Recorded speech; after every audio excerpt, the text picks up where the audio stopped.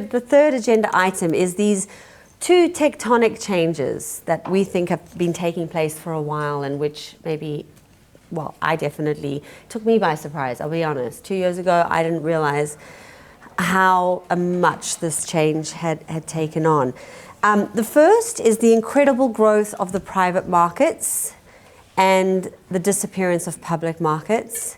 And the second, the exponential growth of the passive industry. As we see it, these two forces have only just begun. And as we look 10, 20 years into the future, we believe the investing world is going to look quite different to the one we know and understand today. In our time now, Miles, Mark and I are going to try to kind of just give you a little bit of a sense of what's going on. I will talk a little bit about passive investing. Miles is going to talk a little bit about private. Mark is going to talk a little bit about how that world has changed so dramatically and what it might look like in the future. Okay, starting off with passive investing. Well, passive investing, as we all know, started with the efficient market hypothesis, an academic idea that was born in the 1960s. The hypothesis stated that asset prices instantly reflect all the available information that is out there about a company. And so consistently outperforming the stock market is virtually impossible. Historically, the way financial markets have worked is that there's been teams of hardworking analysts examining company accounts, studying industry trends. There have been armies of economists crunching data, building models, and all of these people and all of that work has gone into working out the fair value of assets, whether it's the value of General Electric or indeed the Australian dollars in the international markets. All of these people have come together to create and value these companies. Now, the efficient market hypothesis says that given there are all these people out there analyzing all the data and all the information is already in the price, when you turn up to buy a stock, everything you could want to know is already there. Now, in 1975, Vanguard introduced the first mutual fund designed to track the S&P 500. Bogle took the idea of the efficient market hypothesis one step further, and he said, well, if everybody is doing all of this work and everybody is paying for all of this work, why would we bother doing that? Let's just piggyback off everybody else's work for free and provide a passive strategy, an index tracker. And that essentially was the birth of the low-cost index tracker that we all love and know today. In hindsight, active fund managers didn't really stand a chance, to be honest. They were footing the bill for all the analysis, all the data crunching, and the passive indices would simply track those. The results, remarkably, the S&P started a scorecard in 2002. The scorecard was designed to compare how are active fund managers doing versus the indices. Unsurprisingly, they've been going now for 23 years, and the picture is always the same across whichever country you look at. These two pictures here, the United States, because it makes up 65% of global financial markets now, and Australia, because it's relevant to most of us in the room. The light blue shows you all the active fund managers who've done worse than the S&P. The dark shows you who's done better. Same in Australia, right? Now, and this is universal across the board. The summary of which, 23 years of data later, the summary is just buy passive, because even if you do manage to choose the right manager, the likelihood that they will be consistent is very low. Globally, the passive industry is now bigger than the active funds management industry. And in the US, it is set to hit parity this year. So the dark blue here is active funds management. The gray is passive. This is 2011, just to give you a sense. And you can see the exponential growth that we've seen in passive and the fact that this year in the US, the largest financial market in the world, we are going to hit parity where we'll have just as many active managers as passive managers. So that's a bit about passive, but let's talk about what the consequence of that growth has been. Okay, thank you. Do I get the clicker here? Yep. Yeah, the clicker's there. Thanks, Emma. So as Emma was setting out, there's been two, as we see it, over the last 20 years, two kind of tectonic forces going on in financial markets. And the change every year doesn't seem that big, but over long periods of time, market structures have actually changed quite a lot. One of them has been this incredible growth of passive investing, which Emma talks about, which has been a tremendous success as an industry. But it's important to note that how passive investing works and why it's been so successful, it's basically a free rider. So it doesn't pay for any of the work of the analysis that goes into pricing stocks. It just freeloads off active managers in the market. The other big growth that's been going on in markets today that I'm going to start talking about, Mark will finish talking about, has been the incredible growth of private capital and the private equity industry. And just to sort of frame what's going on here so we all have a bit of an understanding, 20, 30 years ago, the only place you could go to raise large amounts of capital to fund a business was public stock exchanges. So if you had a listing on the ASX or the New York Stock Exchange, it gave you access to the largest and most sophisticated pools of investment capital you could find. If you wanted to run a large, proper business, public markets were really the only place you could go. Fast forward to today, and that's no longer the case at all. Today, the private equity industry is increasingly replacing public markets in terms of supplying capital to companies. You can see on this chart here, this is the number of companies listed on the New York Stock Exchange, so the biggest, most important stock exchange in the world, over 30 years. And you can see the number of companies, I don't know if you can see it, Jerry, but has halved over 30 years, gone from 8,000 to just over 4,000. At the same time, the number of companies owned by private equity firms has gone from 2,000 to 11,000, so a five-fold increase. And the reasons for this big shift away from public to private, they're not that hard to understand. Regulation, litigation, relentless kind of public scrutiny, and of course the fact that any innovation you bring to a public market as an active manager is going to get copied for free by the passive investment industry. It all means raising money from public markets has gotten a lot less appealing, especially when there's an alternative out there.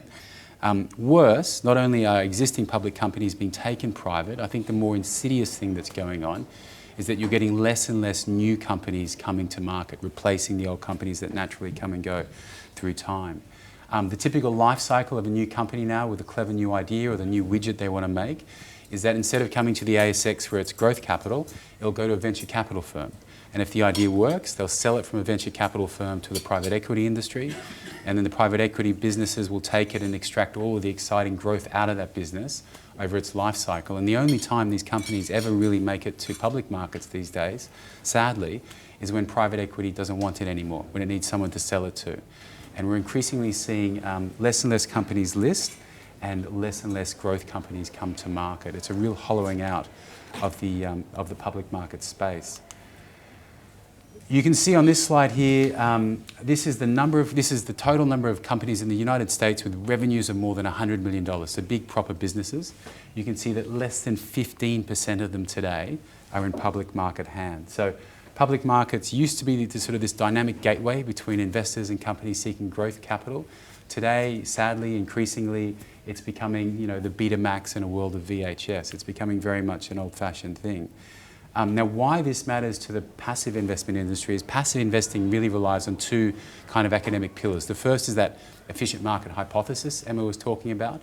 There's some pretty big holes in that, but I'll leave that alone for now. The other one is this idea that as a passive investor, what you want to be doing is creating a portfolio that replicates the market return, because the market return is the best return you can hope to get over time after accounting for risk. Now, what the market return is a bit of an academic concept, but what it means in practice, and I think this concept's really important to sort of focus on. What it means in practice is you want to own a cross-section of the economy as a whole. So in Australia, what that means is if Commonwealth Bank is the biggest company in the Australian economy, and it's 11% of the market here, you put 11% of your wealth in the Commonwealth Bank. And if BHP is the second biggest company here and has 9% of the market, you put 9% of your wealth into BHP and so on. You create a portfolio that matches a broadly diversified cross-section of the economy. The problem with that thesis and that theory, of course, is this pie chart here. It's increasingly becoming the case that the public sector indices that passive investors follow are becoming less and less relevant. As a passive investor today, you do not own a widely diversified cross-section of the economy as a whole. You basically own the companies that private equity don't want to hold anymore. In the US, just to sort of frame that as a real world, how do we deal with this and what does it mean for investors? In the US, a third of the S&P 500 index is made up of 7 high growth, high-risk technology stocks. Now, there shouldn't be a financial advisor anywhere that says putting a third of your money into a group of high-risk, high-reward stocks is appropriate for all investors at all points in their life cycle. Here in Australia, the problem's even more stark. Half of the ASX 200 index is a couple of mining stocks and our banking stocks. That is hardly a broadly diversified opportunity set of exciting and new companies. And Emma's data from earlier highlighted the ASX has really exhibited a lot of risk for not a lot of return over the last decade. Mark's going to sort of continue on this theme, show why we don't think this theme that we've seen of massive growth of private equity and crowding out of public markets is going to slow down anytime soon. But I guess just to flow back to the big picture and to sort of talk about why we think these two issues are intertwined, I think what we're increasingly seeing is that the passive investment industry has been so successful, it's really forcing active managers out of the public space. So when Emma shows slides like she did before, it's absolutely true. Passive investors do a much better job in public markets. But the other side of that is you're seeing active managers increasingly moving out of public markets to run actively managed funds. There's just no incentive for them to do it anymore. You're much better off keeping your company private if you can find the capital, and you don't have to worry about passive investors freeloading off your IP. Marky Mark.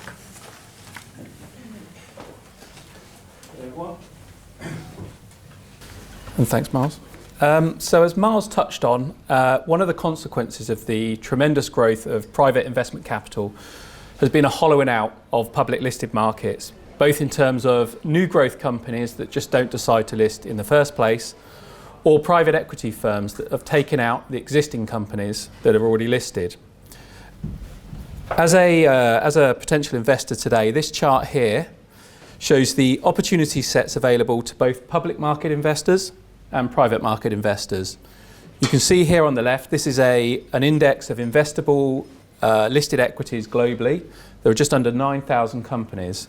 Compare that to the bar on the right, which is the number of private companies globally, which is 215,000. So you've got an opportunity set 20 times larger, if not more, investing privately. Perhaps though a more interesting chart is this following one. This shows that despite the phenomenal growth of private equity over recent years, that was off a low base, and even today, private equity is only 12% as large as the listed markets. So it's hard not to conclude that this dynamic is going to continue. If you're a company today that needed capital, public markets are increasingly becoming your second choice. Your investor base are unengaged and passive. You've got the regulatory burden and the listing costs, which only grow each year. You contrast that with raising money privately, where you've got more like partners who understand your business model intimately, who let you get on with executing that business plan without focusing on quarterly earnings. You've got none of the public glare and none of the, or far fewer investor litigation risks. Just adding to this tailwind for the private space, this shows the returns of private markets over several different periods compared to a public market equivalent. You can see that there's a consistent and considerable outperformance versus private, by the way, if people can't read it back there, it's quite small. The private returns here are in the blue, the grey ones are the public market equivalents.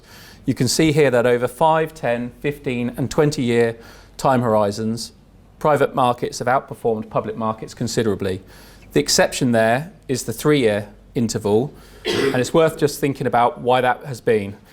As we all know, over recent years, the Magnificent Seven have driven a lot of the returns of listed markets. So a very, very small group of fast-growing technology companies that have produced phenomenal returns off the back of AI and all the excitement around that.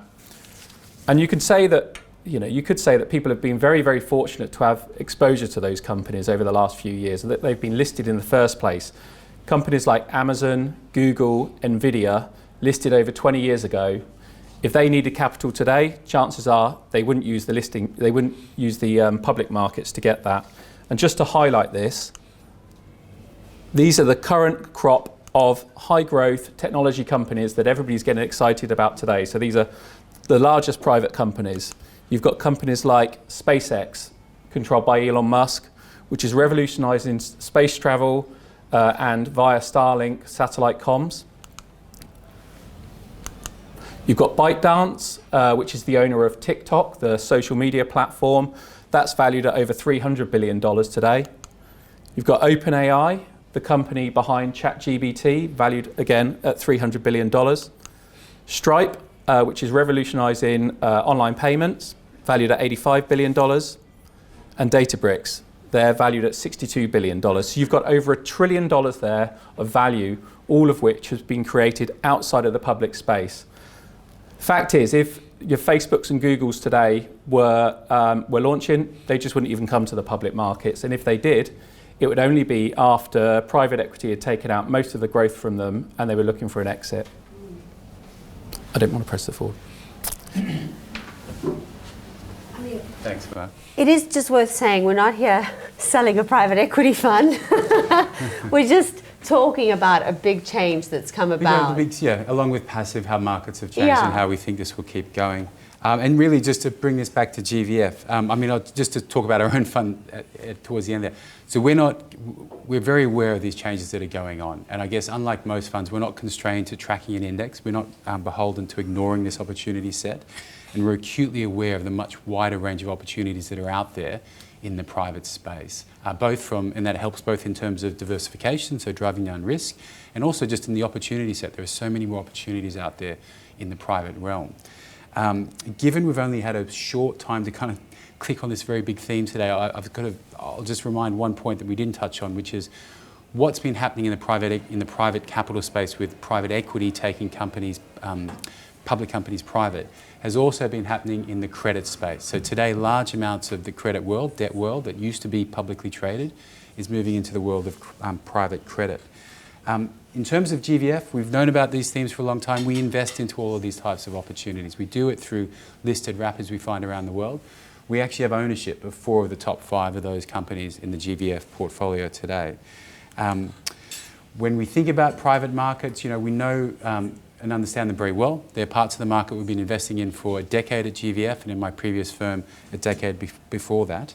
And we find ways to invest into them, always at a discount. We're not buying them at par, and we're generally buying them through listed wrappers. So we're not stuck in these vehicles that normally, if you want to invest in a company like SpaceX or OpenAI, you're investing in a private fund, you're locked up for 7 years. GVS finds kind of interesting opportunities to invest into these securities at discounts where we can buy and sell out of them. And importantly, at big discounts often where we can use our skill set to unlock the value. As you can see, private markets in terms of private equity and private debt have made up 20 to 30% of the GVF portfolio through time. It's not the most part of what we do, it's certainly not the most important part of what we do, but it is a meaningful thing that we add to the portfolio and we think an important differentiator. And I guess something to remind, there are these big themes going on in markets today, and it's increasingly becoming important not to get left behind in terms of what's out there. I think for me, one of the things I liked about that slide in particular was when we talk about diversification, we truly are diversified, not just across the public markets, but also the private markets. So the huge tailwinds that we've seen there in the private equity space are not something that you're missing out on, because GVF does have that allocation in the portfolio and has done since IPO. Yeah. So chuffed with that.